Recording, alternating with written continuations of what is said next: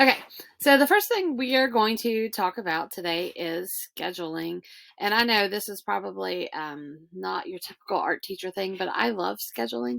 I love working all the pieces together to make it work so that the students and teachers get the best situation for the most success for the kids. I like working out all these pieces and going together and making it all work together. And that's an important part of teaching exceptional students. So, the one very important thing to remember, and probably the most important thing, is that for our students, each of our students, we need them in their least restrictive environment for them to have the most success.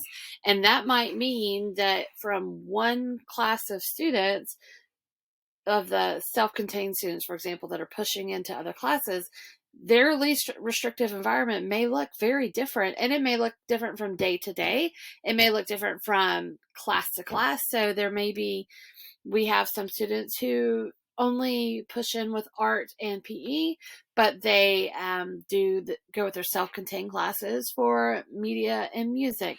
It just really depends on the individual students and putting them in their least restrictive environment.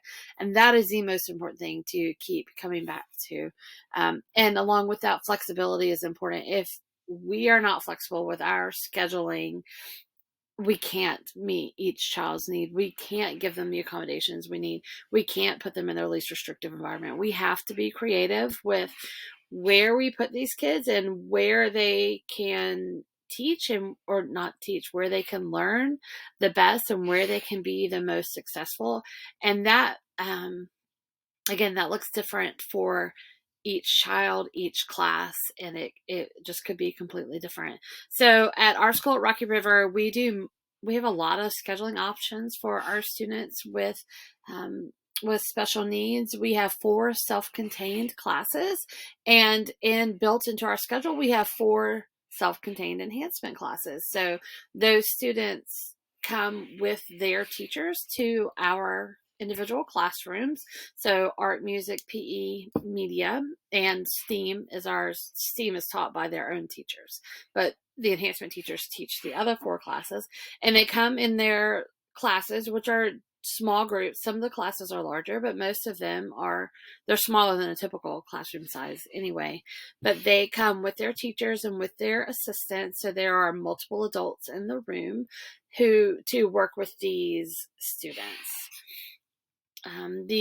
Some of our students from these self-contained classes do mainstream, so they spend part of their day in with their self-contained teachers, and then they spend part of their day with a gen ed classroom. And again, going back to that least restrictive environment, for some children who are doing mainstream, they may spend half their day with their regular ed or their gen ed class. So they may be doing center time, morning meeting, and then enhancements, lunch, recess, and then go back to their self-contained class. Or there are some students who just push in to enhancements. So they may go to all 5 enhancements and each day, and then go spend the rest of their time with their self-contained classroom.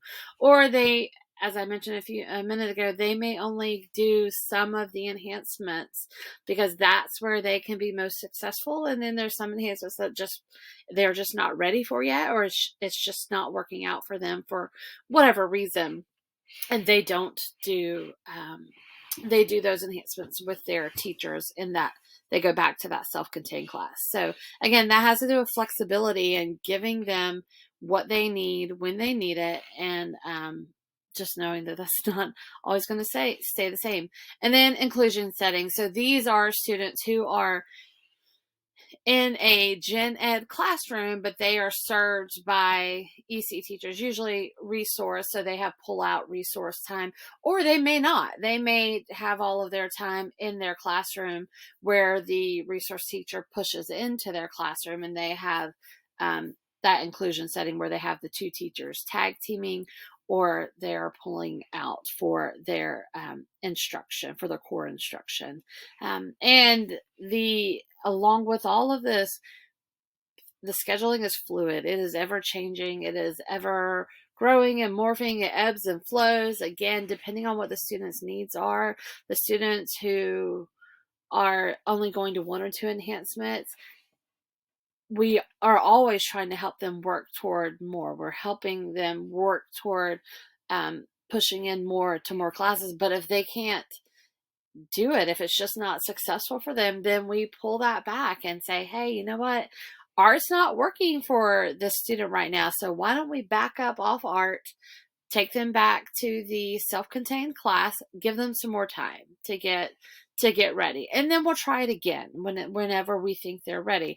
And that's what fluidity looks like, just knowing that the schedule can ebb and flow and change, but again, going back to that most important thing, what is best for the students and what is best for getting them into their least restrictive environment.